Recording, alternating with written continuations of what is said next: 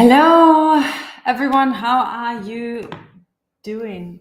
We are here with a rather spontaneous live that we've decided yesterday to do because I think we all saw and read the news that we have new tariffs in the US, and this is going to impact us. But I don't want you to be panicky or fearful because I'm going to share with you a very different perspective. Yes, of course, price increases suck. This does suck. And at the same time, we cannot fight with reality. It is what it is. And there are always winners that come out of every situation. And this is going to be the case for us because we can do this strategically, and it also confirms the type of product that we create so much, because actually it doesn't really impact us as much as it would with a lot of other businesses. So let's look at that. I have a file here. I'll share it in the chat with you as well. Let me just turn off my notifications so it doesn't ring the whole time. And I put it here in a chat. Please let me know in the chat if you can see it. It's a Google document. It should be in the YouTube comments. Let me know if you can see it. I'll share my screen and then we will go through all the points, and then feel free to ask your questions as well. Awesome, wonderful. Okay, let me make this a little bigger. So the big news for all of you that have not seen the big news yet, the tariffs have changed and they're going to be effective, I think, from next Wednesday onwards. And we have a total of 50% tariffs now. This is on our purchasing cost. This is what we need to pay as we are importing. The way that we import through our shipping partners, that means that they have to pay the tariffs, and that means that our shipping cost is going to go up. I want to share with you how this does not have to hurt us because we are not selling commodities. Now, if we were only selling journals that have lines and maybe just a few quotes, it's a lot harder to sell a higher perceived value, and there definitely we don't have as much room with when it comes to pricing. But because we tend, and here have Alex's product, I have some other products here of members, and because what we are selling is not necessarily a commodity. We're not selling lined paper, we're not selling notebooks, we're not selling anything. We never run to the bottom when it comes to pricing because we are selling a transformation through our products. Automatically, our price is not attached to our purchasing cost. We already have pretty insane margins in comparison to a lot of other businesses. While many businesses will have a horrible effect from this and might go out of business, we will feel it only so slightly. But we can even overcome that and might not have to feel that even if we think strategically around it and find other possibilities as well.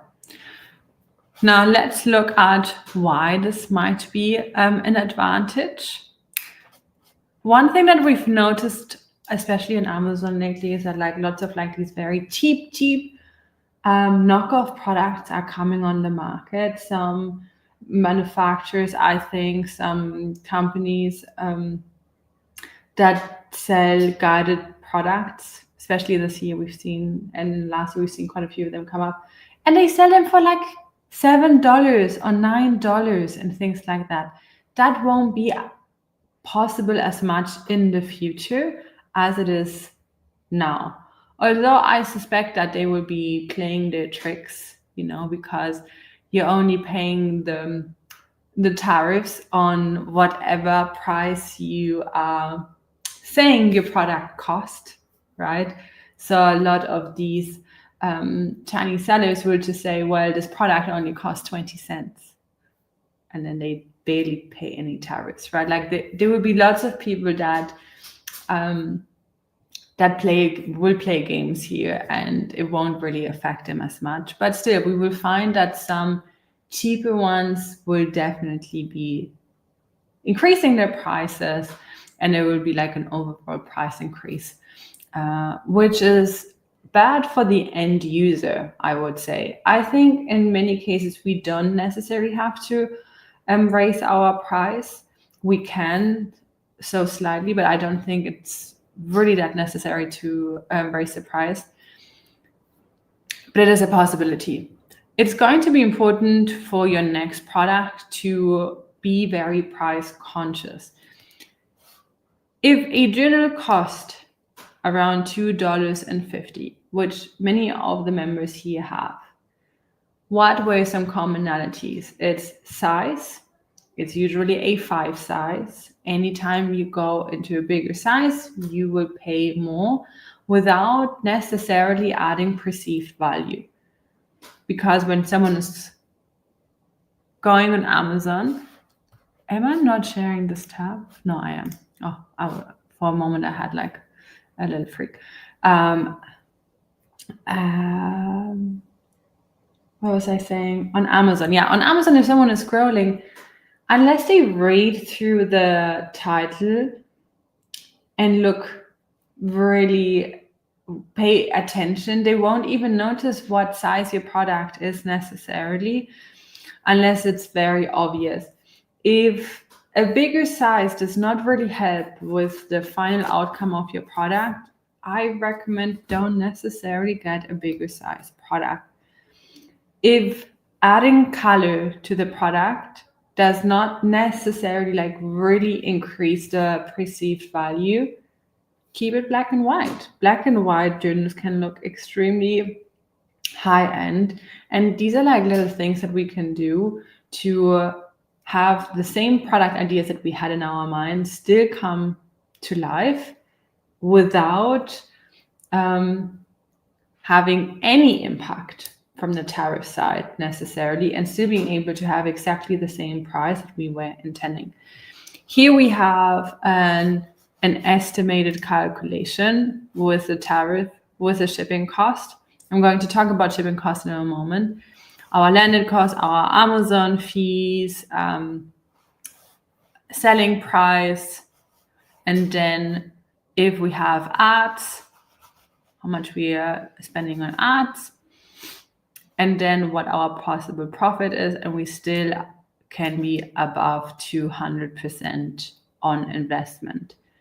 Now here, sourcing is going to be super, super important, and everyone here live on the call, I know that you are working with our manufacturers, so you'll be able to benefit from really, really low cost. And just as a reminder, these are not necessarily prices that other people pay. Like even 2 years in, as I was already selling thousands and thousands and thousands of journals, and my orders were not that small anymore, I paid a lot more than many of you are paying on your very first order for 1,000 pieces. And this is because over the time, us as a group and purchasing together as a group has allowed us to be able to negotiate rates that are much lower. So all the manufacturers that we collaborate with offer pricing that was not possible. My very first planners that I that I sold on Amazon, I paid closer to $6 a piece, sometimes double or triple what many of you are paying right now, and I was profitable. Now, if you're right now paying maybe like a third or half of what I used to pay, and even with the tariffs, like I've built my business on much higher prices, being very, very profitable. So I'm just going to, I'm trying to put this into perspective, and hopefully with that help the fear that came up, put that also in relation to what type of business we are in, because we still have like an enormous amount of return on investment, which is not usual. We are like a very privileged type of business, because we are actually selling educational business. In a way, most of our products are educational, self-helpish, where the person is paying for the transformation or the value that they're getting through the product. They're not necessarily buying a blank notebook. Another thing that comes in, which is also a little, I wouldn't say special for us, but it's just the way that we're doing it, because so many of us are working with the same logistic companies. We will see somewhat of an increase, but we won't see as high of an increase, because the actual tariffs are actually paid by the shipping companies, and they seem to want to absorb just a bit of it. Of course, they're not going to absorb all, they wouldn't be able to. Shipping costs are definitely going to go up, but they're not going to go up proportionally to the tariffs. There's going to be a slight difference there as well. So we're lucky with that, and also because we're doing this with being so many, we have a lot more.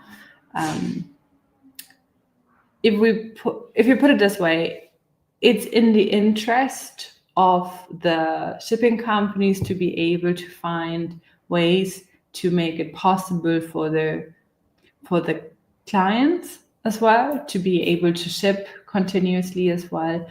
And for that, we will see some benefit there. Of course, there's going to be an increase, but it's not going to be as proportional to the tariffs. So that's something. Okay. How can we adapt? I already talked about a few things. So if you're currently working on a new product, there are some ways that you can easily adapt where you do not change the perceived value. I talked about a few things, right? Like going to A5 size. If you've been planning to do a bigger one, you can still go for, consider going for A5. Black and white printing inside. Lowering the page count. So instead of doing 280 pages, 270 pages for your next project, consider doing 200 pages. This is still a nice thickness. It will not lower the perceived value of your product at that point, but it will lower your production cost significantly. It can lower your production cost as much as 80 cents to a dollar sometimes. So you could actually recoup by changing the product, and you can also make that part of your marketing, make it attractive, that this is, a focused product, that it's, it's a lighter version, things like that. We can, sometimes situations like this nudge us to think about, okay, how can we do things differently?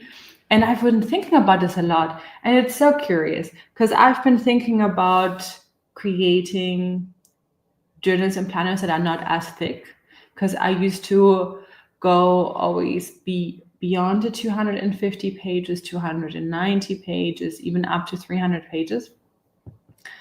And lately I found myself, not that I don't like the bigger ones, I really find value in the thicker ones, and I still create sometimes thicker journals. But lately I've been thinking about thinner journals to create. I've been having quite a few ideas about new products that I want to create. And before this happened with the tariffs, before all of that, I've already been thinking, I would like to create thinner journals. So it's been a few weeks and even months, I would say. I think Marianne, with you, have already talked about thinner journals as well when we had our day here in my office. So now I feel even more inclined to do it. I personally have decided, I thought about this, will I change my colors? Will I have colors in my journals or not? I have decided that I will still go with colors. I will keep smaller sizes. I will still do that, and I will just look for thinner products and incorporate that into my concepts. That's what I've been thinking of doing. But even there's one planner that I'm working on that is a bigger size and it has color inside. And I will not change that because it fits the purpose. And even with the increase of the tariffs, it is so profitable. I'm like, okay, Laura, at some point, it's fine. You don't have to optimize for another few percentages. I rather have the product be the way that we envisioned it, and then have a slightly lower cut. But one thing that I am very focused on, and again, very weird timing, but I've been working on this already, that I want to create what I'm calling the hybrid model. So the hybrid model is where I'm combining the digital space with physical journals. Now, I've sold over 150,000 products, units. I had many, many customers, and I have 0 email. I have no email list. I don't have a community. And I wasn't planning before. I didn't have the desire to have an audience. I didn't have the desire of having to have an email list and all of that, because I know that's all is also work. But now I'm even more convinced that I really want it. Also because I see the benefit a lot more than the work, because truly, how much work is it really to send emails? Like, I can do that, like, I don't have to be overly dramatic that this is too much work. Like, that is possible. And the reason why I'm calling it the hybrid is because my biggest goal is, of course, building an email list, but also building a community. So I'm going to build a free school community for my stationery products, for all the stationery products that I have. It's one community. And why do I want to do that? Because it allows me to have more access to my customers. And also with that, I have the possibility of selling in a different way as well. Think beyond Amazon, also think about partnerships, think about all sorts of different things that are on the horizon. So I think this is one important piece, and this is something that I'm working on, and I'm encouraging this as well at this point, where it can be interesting to start building your own community around your products. And this can be as simple as adding QR codes into your products, joining your community, or joining an accountability type of group, a journaling club, and so on inside your product. Add it as one of the steps that you recommend. Have a card inside, have a page where you're recommending. I'm currently working on quite a lot of products for my own brands, and we're adding QR codes to the community to each and every product. And also I'm doing something which, those of you who know Evelyn Wise, Evelyn calls it the reverse organic, which basically I am building an email list with people that are interested in what I'm offering. I'm offering products around ADHD, and I'm offering products around lasting change and things like that. So I'm attracting them with lead magnets, getting them into my school community, and from my school community, not selling them to buy my products, but inspiring them or sharing about the products while having a very beneficial community. So this is the goal, not only for longevity, but also because in times where there is more uncertainty, and we've seen times like that in the past, of course, with the war, with COVID, like there's always something, right? Like that adds some sort of uncertainty. And even if there wasn't uncertainty, this is something that I feel is really worth pursuing, because especially for those of you who have other offers, I personally don't have any digital offers for ADHD. I don't offer any coaching around that topic because that's not my speciality when it comes to like digital offers.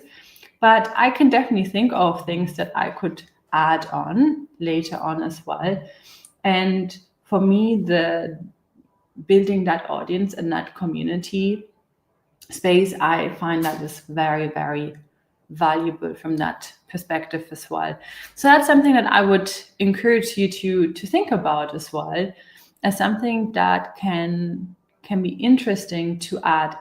As we've calculated, it's not necessary. You can actually have a lot of control over your final landed cost by thinking about how you want to create your product. That already gives you a lot of control, but even more, who you work with gives you control. Being part of our community and being part of the collective with that already gives you access and an advantage that many other stationary business out there don't have. So we are in a really, really lucky position. Like if I imagine this happening 5 years ago when I got started, like my business would not be where it is now, because when I had to pay almost $6 for a journal, and then on top of that 50%, that would have like really taken away so much. But fortunately, we are not at that. We are not in that position. We are not in that situation where we have to pay that much. We already have the advantage of being so many and being a group together. Being an alliance in that sense has been a very a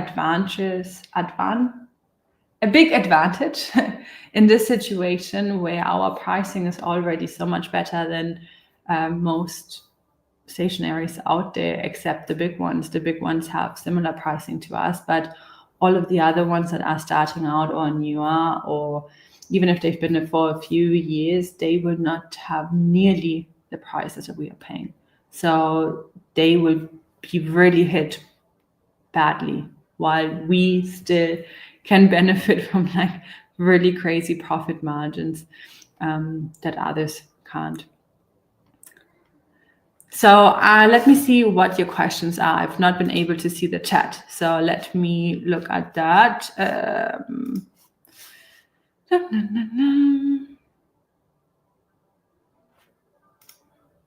Did you say we will pay tariffs for the printing and separately for the shipping? The way that we ship, the tariffs are in the shipping. So we don't import the product ourselves. The shipping company imports them for us. So the shipping company pays the tariffs and they have us pay them. So a portion of the tariffs we will definitely have to pay, but that's in the shipping cost. So we will notice that as our shipping cost does increase. I inquired to get a quote today from a UK manufacturer. They laughed and refused to even do a quote once I told them my per unit cost, even with the tariffs included. That shows how good we have it. Yes, it's just they will not be able to, no other printer will be able to comprehend what we are paying for the amount of units that we are getting. And it's just because we're so many. And together we just order a lot. Monique from our community, she asked a Canadian printer, and they quoted her $15 a piece. So even if you said, well, then I'm going to now print locally instead of importing, you pay still double, triple as much as with the tariffs what we are paying. It was pretty funny. I felt like I almost offended them. Maybe this is reassuring. I'm glad. Will you be talking about the Vietnam idea you had? At this point, there's no real benefit of doing it through Vietnam, because they've also increased the tariffs for Vietnam to 40-something%. So it doesn't really have that much of a positive effect. We rather want, so the big manufacturers that we work with, they have all the big machinery in China. So it would make sense to just have it done there, because those percentage points will not make really that much of a difference at that point. And then we swallow the cost. The shipping company would probably take some of that as well. And we will see how the shipping cost will develop. So this is how it's going to look like when we order a product. So as we're ordering the product, we will not notice the tariffs just yet. It might be that the manufacturers will try to lower the prices just a little bit to make it attractive, to encourage you to still purchase, especially considering that many people might be a little bit scared now. So we might see that too. But the manufacturing cost will not, we won't see the tariffs in the manufacturing cost. The tariffs really come in the shipping cost. So the shipping is going to be important. And maybe a good way that we could overcome this and maybe not feel the tariffs at all is to start doing group shippings. So instead of everyone shipping individually, we could start considering doing that. So every time we have a few different shipments together, truly ship them together, because then we might not feel the tariffs at all anymore. Because just to put things again into perspective, I recently shipped roughly 40,000 pieces, and my shipping cost per piece is below 40 cents a piece. How much would it? It's not even 30 cents a piece. What I'm paying per piece for the shipping cost, right? So if you, let's say, one person has 2,000 pieces, another person has so much, it would, however, mean that that we might not be able to ship directly to FBA. There might be a need to get it to the warehouse, and then from there get it to the Amazon warehouse. We would have to discuss this with the shipping company, but I'm meeting them next week to discuss what we could do.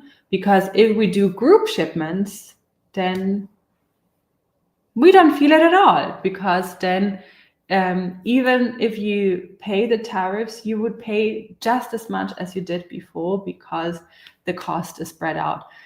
It might mean that shipping takes a little longer. So be it, right? Then it takes 2, 3, maybe even 3 weeks longer or so. Let's say it does take longer. It's okay. I think we can navigate that. But I think group shipping might be the way that we are like, you know what? We always find a solution. No one can hold us back here. And either way, we are in a very privileged situation with the type of products that we are creating.